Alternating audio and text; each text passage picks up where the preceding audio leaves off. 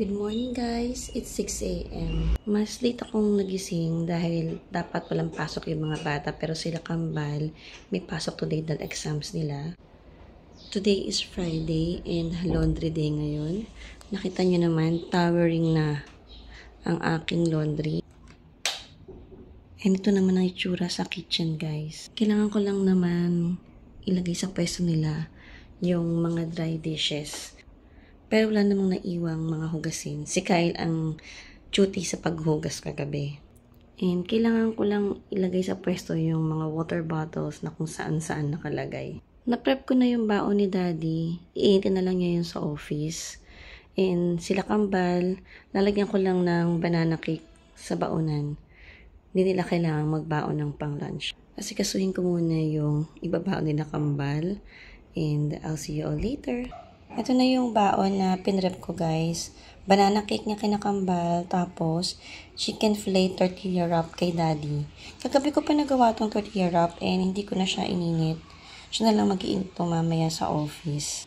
Sinakambal naman, maaga lang uwi nila. Exams ang nila kaya hindi nila kailangan ng lunch. Happy Friday guys! Naayos ko na rin pala yung mga storage boxes dito. Nabalik ko na sa laundry area. And yun na nga, kahapon napakita ko lahat ng beddings na ilagay ko na doon.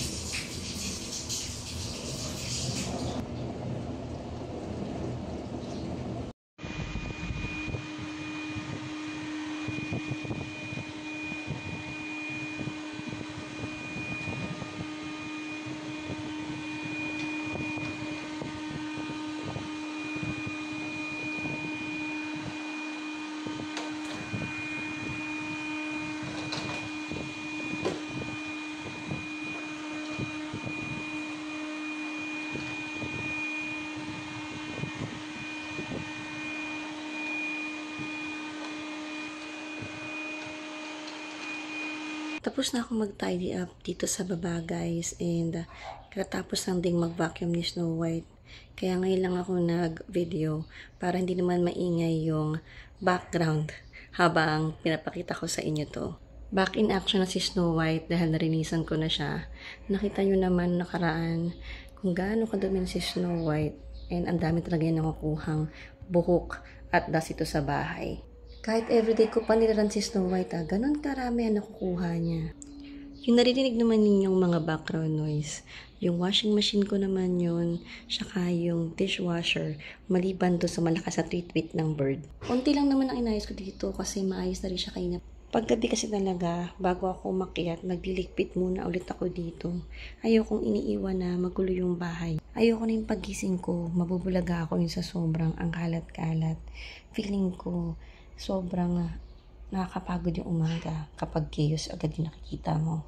Kaya tuwing umaga pag pinapakita ko sa inyo yung bahay, maayos naman siya to start with. Nagugulo lang siya kapag yung mga bata bumaba na. Kapag nag-start na silang kumilos, mag-prep for school, lahat sila, yung mga gamit na naiiwan nila, kailangan kong pick upin ulit yun. Tsaka yung mga pwestong pinupuntahan nila, kailangan kong ayusin ulit. Nakapag-sort na ako ng laundry and nakasalang na nga isa. And itong shurak na to, pinaghiwalay na ni Daddy kanina. Kasi nalaglag na naman siya. Sabi ko, paghiwalayin na lang niya. And tingin ko, hindi nalalaglag to kapag ganitong magkahiwalay. At least, mas less sa gagawin na yan Kasi madalas talagang tumutumba yung lalagyan ng shoes. Nilagay ko rin yung saba dito para maalala ko na gawin to. Maayos na dito sa kitchen guys. Nakapagpunas na ako. And yung mga dishes na kailangang ilagay sa mga pwesto nila, naibalik ko na ulit. And wala na rin hugasin. Nahugasan ko na rin agad kanina yung mga ginamit ko. Madaming plates yung wala dun sa pwesto nila dahil nasa dishwasher and nakaraan na rin yun. So mamaya pagkatapos maibabalik ko na rin dyan yan. Mamaya ang nasa meal plan namin, pizza for dinner. And nai-ready ko na rin yung mozzarella na lipat ko na sa kabilang side ng ref. Pero may tira pa kaming chicken fillet, so hindi ko nga alam kung aabot pa yung mamayang dinner. Or bukas ko na lang lulutuin yun ng lunch namin. Napag-prep ko ng susutin si daddy, pero hindi ko pa inayos yung bedroom kanina. And after nito, doon man ako aakyat para ayusin na yung bedroom namin. And hindi tayo papasok sa room ng mga bata ngayon dahil si Kyle tulog pa siya. Wala siyang pasok, asynchronous lang. And sila Kambal, kanina pumasok na nga. Maaga lang ang uwian nila Kambal. Pero sabi ko, mag-enjoy sila after ng exam. Kumain sila sa labas kasama ng friends kasi may malapit na coffee shop sa school nila. And enjoy nila yung fair sa school. Sumakay sila sa mga rides. Grabe yung stress ng dalawa sa mga project at pag-review kaya kailangan nila yung break na yan. Deserve nilang mag-relax at mag-enjoy after ng exams.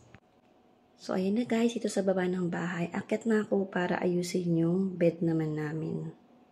Pasok na tayo ng master bedroom, guys. And ito, itsura ng kwarto again. Ayan na naman ang itsura ng aming curtain. Nakaangat na naman siya dun sa aircon side. And kailangan ko lang mag-ayos ng bed. Kailangan ko lang tanggalin yung hanger na pinaglagyan ng damit ni daddy at isara ng maayos yung cabinet dun sa workstation niya. Yan din yung talagang araw-araw na ginagawa ko. Kunin yung hanger dyan. I-check yung iniiwan niya dito everyday. Si daddy parang isa sa mga anak ko yan eh. So ayan lang guys yung mga gagawin ko. Magliligpit na ako para makapag-rest na rin after. Habang hinihintay kong matapos yung laundry at saka yung dishwasher. Tapos na akong maglinis ng master bedroom guys. Nakabukas na yung curtain, nakabukas na yung window, and mas maririnig mo na yung mga ipon na nagtitweet-tweet outside. Sinasamahan nila akong maglinis. So, feeling si Cinderella lang ako, guys. Wala na ring hanger na nakasabit sa workstation ni Daddy and nakasara ng maayos yung cabinet sa ibabaw. Back in order na ulit lahat dito. Mabilis lang naman ayusin yung kwarto dahil konti lang din naman laman ng room namin. And yun din naman ang gusto ko. Mas konting laman, mas konting dilinisin, and mas less clutter. Mas relaxing din magpahinga sa room kapag wala ka nakikita mga visual clutter. Kaya lahat ng gamit ito guys, katulad ng buong parte ng bahay, buong bahay, may kanya-kanyang pwesto rin para hindi nagiging magulo at alam mo kung saan mababalik yung mga kinukuha mo or ginagamit mo. Tapos na ang pagdilinis ko, pahinga muna habang hinihintay yung laundry tsaka yung dishwasher. See you all later! It's 10:54 AM guys and tapos na yung first load ko ng laundry. Tapos na rin yung dishwasher, yung cycle niya. Kailangan kong unload yun. Maya-maya hinihintay ko muna mawala yung init niya. Kasi pagkatapos nun, kailangan mong buksan yung dishwasher for 20 minutes bago mo i-unload yung mga dishes. Hindi ko pa sinasalang yung pangalawang load ng laundry. Hinihintay ko umuwi sila Kambal para maisama ko yung uniform na suot din nila. Magluluto na ako ng minatamis na saging guys. Nakaready na yung mga ingredients ko. Na hiwa ko na yung saba. 10 pieces yan. And dito naman, mixture to ng 3 cups ng water at saka 1.5 cup na brown sugar. Hinalo ko na yung maigi para ma-dissolve yung sugar. Lulutuin ko lang to for 20 minutes until mag-thicken yung sauce. And then, papatayin ko na yung induction cooker and maglalagay naman ako ng vanilla extract. Request kasi ni Kyle talaga to. Kaya, ayan. Pagbibigyan natin yung request niya. Luto na yung minatamis na saging, guys. Kain tayo. Ang laki ng ngiti ni Kyle pagkakita niyang meron ito. It's 4:47 na, guys. And nakabihis na ako para mag-walking. Kanina pa ako bihis, kaso ang init pa sa labas. Hinihintay ko muna mawala yung araw. Nung nagbibihis ako, makulimlim na ako so biglang umaraw. Buti na lang di agad ako lumbas, kundi aaraw din pala. So ito yung outfit ko for today. Yung black ko lang na shirt. And naka-gray akong shorts. And then yung shoes ko, itong Adidas. Hindi ako nakapag-walking for 2 days na. Kahapon, sobrang napagod akong mag-ayos nung mga beddings at saka sa laundry area. Kaya ngayon babawi akong maglakad. Nakailip din ako kanina. Actually, kagigising ko lang. Then paggising ko, nag-ready na ako para makapag-walking naman ako. Walking na ako, guys. Samahan niyo ako.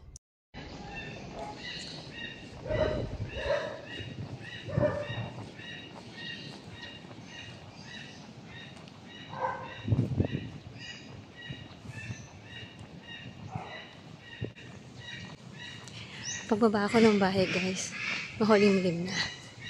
Kaya, ito, lakad na. Pag nakatakot yung kulimlim, parang feeling ko, uulan. Pero sana hindi naman. Kasi, 2 araw na ako din nag-walking. Kaya sana makabawi ako ngayon. Kailangan ko i-burn yung mga kinakain kong di low carb. Hindi ko alam kung anong sound ng animal yan. Dog ba siya? Kakaiba yung sound niya. Pero ayun, nag-iingay siya, guys. Oh, diba? Mas maingay pa lalo.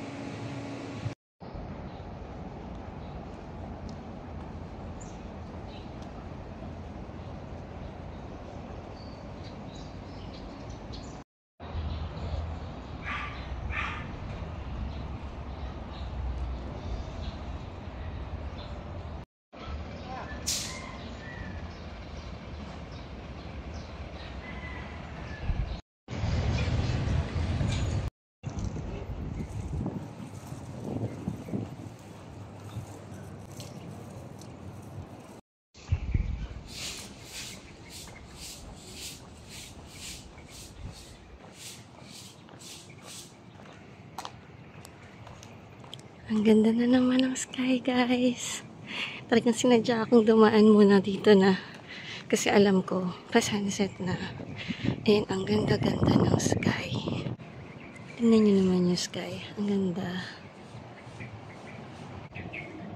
Late na rin kasi ako lumabas. Kaya alam ko na dapat dito na agad ako umikot after ng isang ikot ko. Kung hindi, di ko naaabutan to.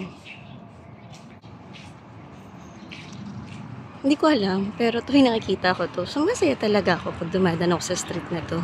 Tuwing naglalakad ako, looking forward ako na makikita ng magandang sky dito.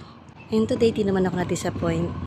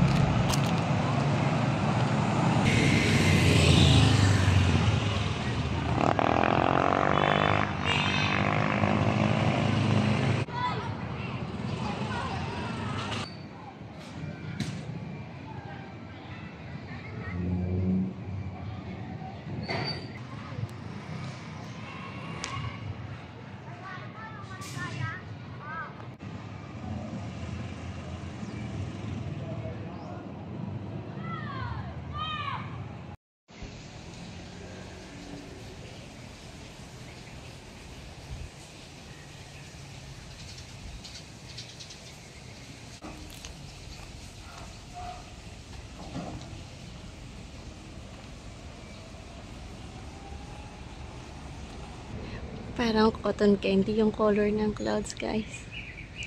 Ang ganda.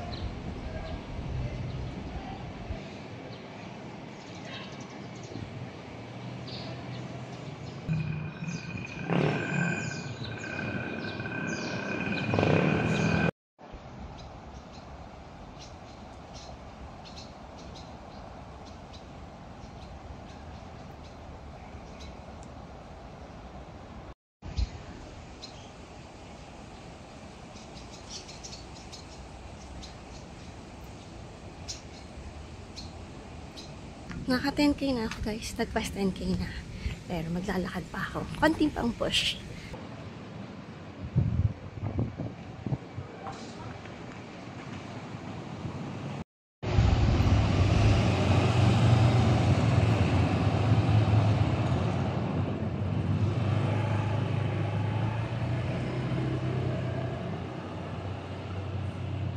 Nakaka 14,817 steps na ako, guys.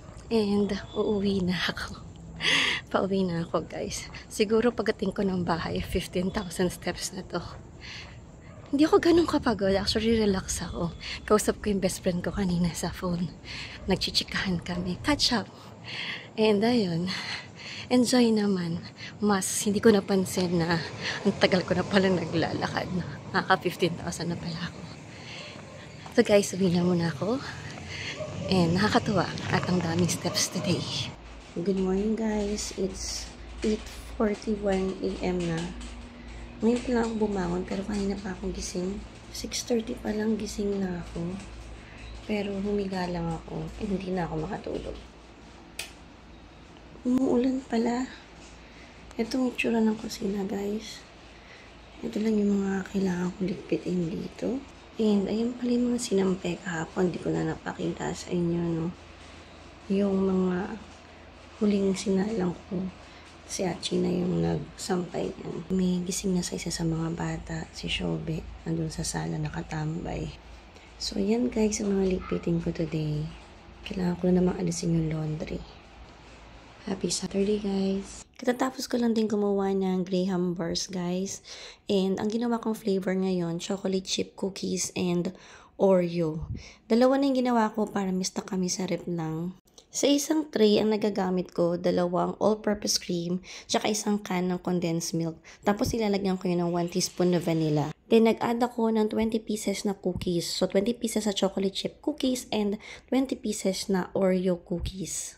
And 24 pieces na Graham bars naman ang nagagamit ko each tray. Next time na gumawa ako nito, tatry ko siyang i-vlog.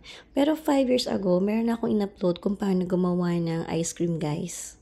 Pwede nyo ding balikan yun. Ayun pa, Chi, oh, doon, oh. Kaya makatakbo ka na, tinatanggal na ni Harang. Gumaandar na ni Harang mag-isa. Ang init eh. Ayun na, mas madami. Sa other side. There.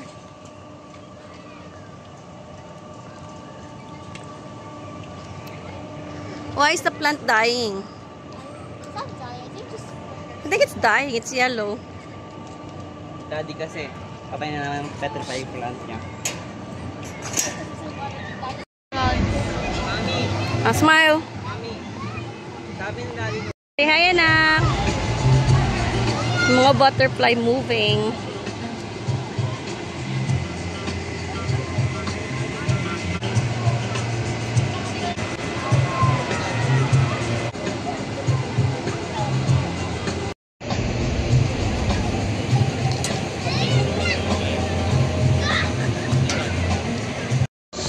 That's not the tank part. Wait, that's an integral part of SMO, ah. It's not because of that SMO. Manila. Random part.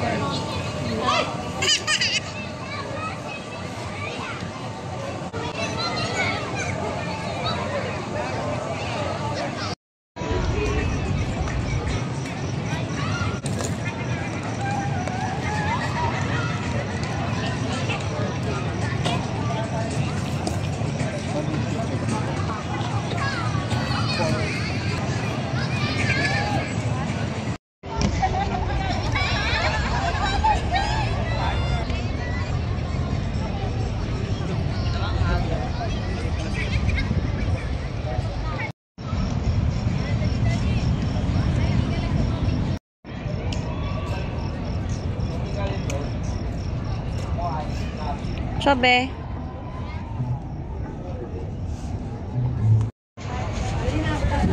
Yan yung skating set.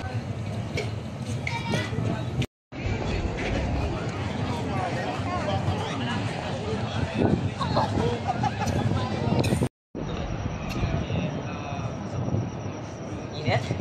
Bawal ka sa init.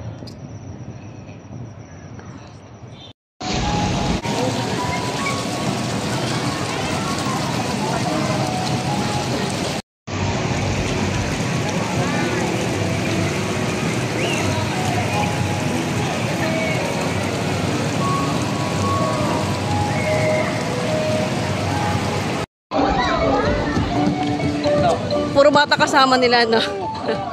Gana! Antay kaya. Bulok! Ba, you need to jump. You need to jump on it.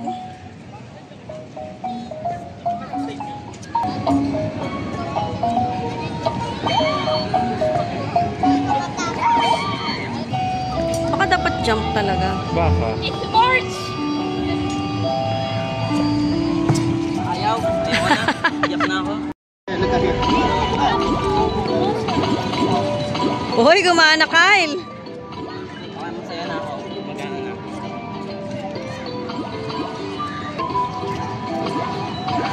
Batang Medyo glitchy din. Medyo mabag.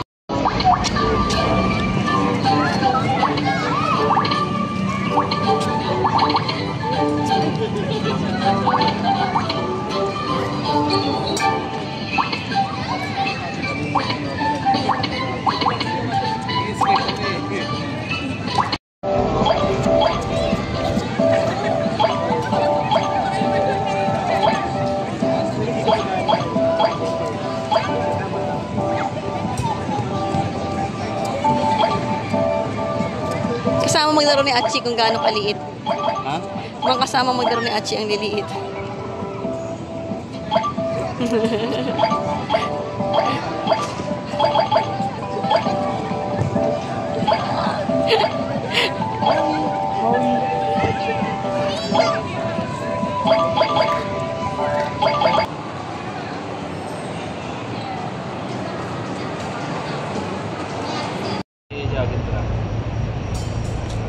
Ayaw mo sumabay sa akin eh.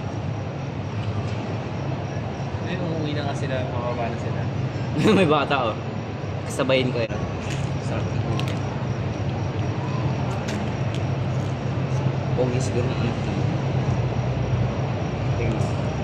Hindi, bakit? Hindi kaya. Magkumukha sila eh. So,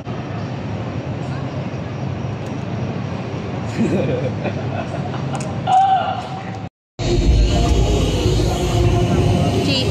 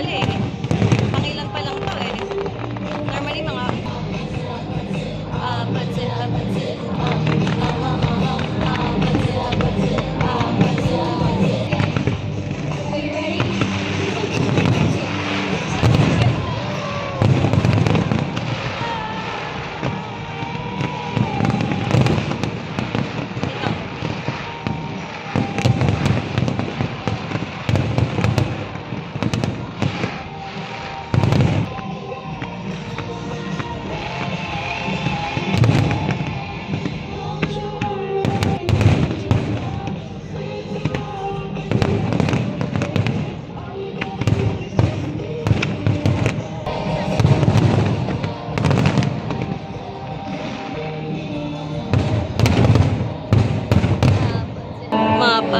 Oh, that Ah, SB20. Ang kalit ng mamit kasi sila mga Tagalog, no? ice cream man sa incredible. Yeah.